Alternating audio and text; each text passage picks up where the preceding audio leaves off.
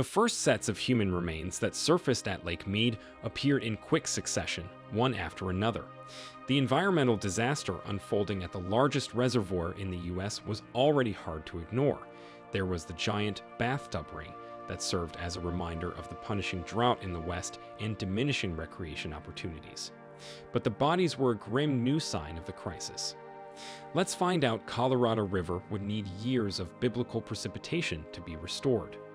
As water levels fell from May to October to historic lows, eerie discoveries made their way to the surface. At least 5 sets of remains were found around the lake. A couple who were boating came across a body inside a barrel near a harbor. Less than a week later, 2 sisters on paddleboards found a jawbone in the sand. In July, a family out for a picnic discovered partial skeletal remains encased in the mud along the shoreline. Now officials are undertaking an exhaustive mission to identify the dead. Since the first set of remains surfaced last spring, a team of investigators, medical examiners, support staff, and consultants have been working to provide answers to the cases that have gripped people around the world. We try to identify these individuals through every possible effort we can put forward, said Melanie Rouse, the Clark County coroner. Some of the bodies were underwater for decades, leaving just skeletal remains, the first set of which dates to as early as the 1970s. The years that have passed make figuring out who the bones belong to and what happened even more difficult. The first case involved a victim who was shot and placed in a barrel, a homicide. But in other instances, such as drownings, it's all but impossible to establish the cause and manner of death.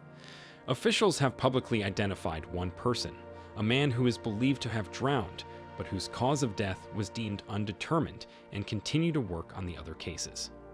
Anytime there is a delay from the time of death to the time of recovery, it becomes increasingly challenging, Rouse said. In early August, the U.S. Interior Department announced a water shortage that will trigger cuts in the water supply in Arizona and other parts of the Southwest. A United Nations environmental program said Lake Powell and Lake Mead had reached dangerously low levels. The Federal Bureau of Reclamation, which oversees the nation's water projects, gave the 7 states and 30 tribes that use the Colorado River 8 weeks to come up with a plan to conserve more water. The goal was to conserve an extra 2 million to 4 million acre-feet of water, thereby stabilizing the rapidly dwindling reservoirs. However, no plan was reached, and the clock keeps ticking. Arizona has been fiercely conserving water for some time. This doesn't take into account Mexico, which also uses the river as a water supply. In July 2022, Lake Mead reached an all-time low of 1,040 feet above sea level. It now stands at 1,046 feet. While this is an improvement, it is still well below historical averages for this time of year. At the start of 2023, the city of Scottsdale, Arizona, said that it would no longer be able to supply municipal water to the Rio Verde foothills, an unincorporated area in Maricopa County. The recent storms have gone some way to relieve the severity of the drought across the Southwest, but a few weeks of storms will not be enough on their own. The water supply forecasts look to be above average, Paul said. But remember, because our reservoirs, particularly Powell and Mead, are so low from 23+ years of drought, it would take many years of above-average snow and runoff to refill the reservoirs. We cannot take our eye off the ball in terms of figuring out how to use less water from the Colorado River in order to prevent the reservoirs from falling to catastrophically low levels. We probably need to have a series of years where the average headwater snowpack is well north of 125%, probably closer to 150% of normal, to bring water levels at the country's 2 largest reservoirs, Lake Mead and Lake Powell, up toward capacity, said John Tracy, director of the Colorado Water Center at Colorado State University. I have seen multiple years where we're above normal that can happen. But something like that happening, say, 15 years in a row, I would not put my money on it. This year's snow and rain have been a welcome sight across the West, but decades of water overuse and mismanagement, mixed with the effects of a changing climate, are unlikely to be fixed overnight. Experts say it is still too early to determine if this water year, a designation that runs from October through September, will end up as far above average as the early storms and snow suggest.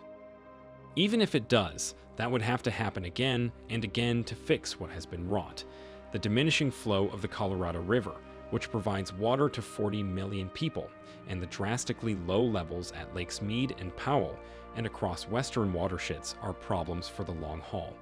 According to the National Water and Climate Center, which is part of the Department of Agriculture, snowpack across the Rockies is well above average for this time of year. Come spring, that snow will melt and feed rivers and streams. Nevada and Utah in particular have snowpack as high as 250% or more above average in some areas, while Colorado, Wyoming, Idaho, and elsewhere are also seeing strong starts to the year. For a few reasons, this isn't quite as big a water bounty as it seems. While recent forecasts for the upper Colorado River basin are very encouraging, unfortunately, a healthy snowpack doesn't necessarily translate to an increase in flows into Lake Powell, said Amy Haas, the executive director of the Colorado River Authority of Utah. For example, she said the 2020 water year saw above average snowpack, but only about 50% of the average flow into Lake Powell. In 2021, the average snowpack yielded only 30% of the average inflow.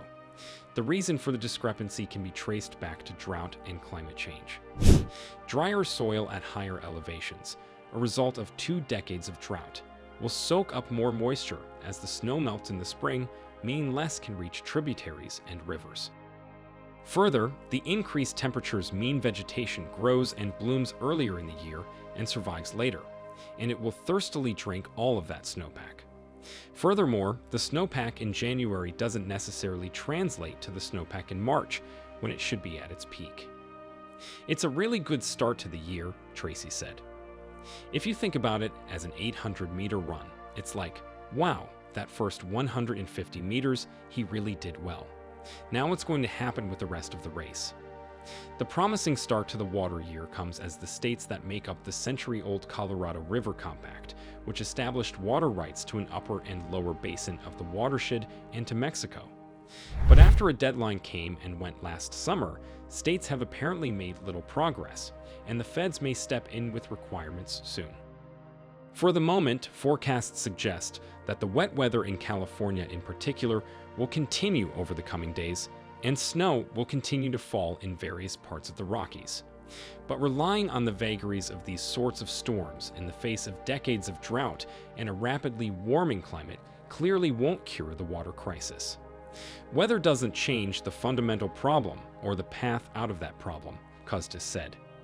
Use less, a lot less, at a huge scale. So that's it. Please like, share, and comment your thoughts below if you liked this video. Remember to subscribe to see our next video. Stay safe, and we will be back soon with another video.